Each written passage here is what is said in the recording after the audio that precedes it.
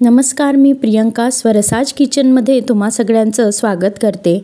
आज आपण दुधी भोपळ्याच्या वड्या बनवणार आहोत। अगदी टेस्टी अशा या वड्या आपण आज बनवणार आहोत। एक मीडियम साईजचा दुधी भोपळा मी इथे घेतलेला आहे। दुधी भोपळा अगदी कोवळा असेल याची खात्री करून तुम्हाला घ्यायची आहे, जेणेकरून त्याच्यात बिया निघणार नाही। भोपळ्याची साल आपल्याला इथे काढून घ्यायची आहे व त्यानंतर याला मी एकदा स्वच्छ असं धुवून घेणार आहे। भोपळा हा बहुगुणी असतो, पचनाला हा खूप मदतकारी असा असतो। आपण एका बाजूचं भोपळ्याचं टोक असं काढून घेतलेलं आहे व बारीक किसणीने याला आपल्याला किसून घ्यायचं आहे।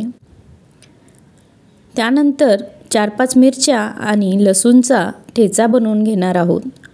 किसून घेतलेला दुधी भोपळ्याचा किस एका मोठ्या भांड्यात मी काढून घेत आहे।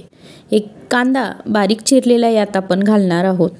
त्यानंतर काही मसाले, त्यात 1 चमचा धना पावडर, 1 चमचा जिरे, अर्धा चमचा हळद, ओवा आणि 1 मोठा चमचा तीळ आपण याच्यात घालणार आहोत।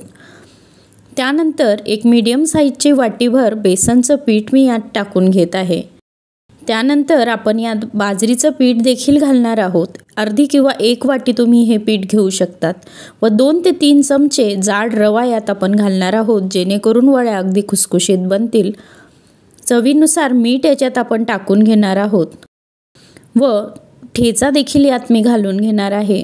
आता हे सगळं मिश्रण हाताने आपल्याला मिक्स करून घ्यायचं आहे। भोपळ्यात भरपूर पाणी असतं, त्यामुळे वरून आपल्याला बिलकुल पाणी लागणार नाही। सगळं असं मसाले एकत्र होईपर्यंत एकजीव आपण करून घेणार आहोत। हे तुम्ही पाहू शकता, अगदी पातळ असं हे मिश्रण तयार होतं। आता ढोकळा बनवायच्या एका प्लेटला मी ग्रीस करून घेत आहे। व्यवस्थित याला आपण ग्रीस करून घेऊया व जे मिश्रण आपण बनवलेलं होतं ते या प्लेटमध्ये आपण आता काढून घेणार आहोत व याला ढोकळ्याचं पीठ असतं त्याप्रमाणे पसरट असं पसरवून घ्या। एकसारखा लेयर तुम्ही याचा करून घ्या। याला आपण यानंतर वाफवून घेणार आहोत। हे स्टीम रेसिपी आहे, त्यामुळे तेल अगदीच कमी किंवा नाही घातलं तरी चालणार आहे। हे पहा, मी अगदी व्यवस्थित याला सपाट असं पसरवून घेतलेलं आहे। त्यावर आपण 1 चमचा अजून तीळ घालणार आहोत, ज्यामुळे हे अजून चविष्ट होतं। एका मोठ्या कढईत लिंबाचा तुकडा टाकून पाणी मी टाकून दिलेलं आहे व मोठी गाळणी आपण याच्यावर ठेवणार आहोत। लिंबू घातल्यामुळे भांडं काळं पडत नाही। आता ही प्लेट आपण ह्या स्टीमरमध्ये घालून देणार आहोत व 20 मिनटं हे असंच मीडियम फ्लेमवर आपल्याला स्टीम करून घ्यायचं आहे। 20 मिनटानंतर सुरेने चेक केल्यानंतर हे छान असं स्टीम झालेलं होतं। याला आता थंड झाल्यानंतर मी वड्या करून घेतलेल्या आहेत। तुम्हाला हव्या असलेल्या आकारात तुम्ही करून घ्या। हे अशीच वडी तुम्ही खाऊ शकतात, खूप छान लागते। पण आपण याला थोडंसं फ्राय करणार आहोत। त्यासाठी अगदी 1 चमचा नॉनस्टिकच्या तव्यावर मी तेल घालून घेतलेलं आहे। त्यावर थोडीशी मोहरी आपण टाकणार आहोत व कढीपत्त्याचे बारीक तुकडे मी केले होते ते देखील यावर आपण घालून घेणार आहोत।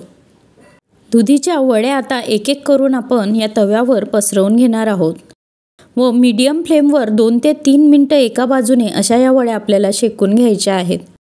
अगदी खरपूस या तयार होतात आणि कमीत कमी तेलात तयार होतात, म्हणून हेल्दी ब्रेकफास्ट म्हणून तुम्ही याला बनवू शकतात किंवा मुलांना देखील खायला देऊ शकतात। टिफिनसाठी अगदी झटपट होणारी ही रेसिपी आहे। हे पहा, अगदी छान ब्राऊन कलर वड्यांना आपला आलेला आहे। या वड्या तुम्ही दह्यासोबत किंवा सॉससोबत सर्व करू शकतात। तुम्ही देखील ह्या दुधी भोपळ्याच्या झटपट होणाऱ्या वड्या बनवून बघा। कशी झाली रेसिपी मला कमेंटमधून नक्कीच कळवा आणि स्वरसाज किचनला सबस्क्राईब करायला विसरू नका। धन्यवाद।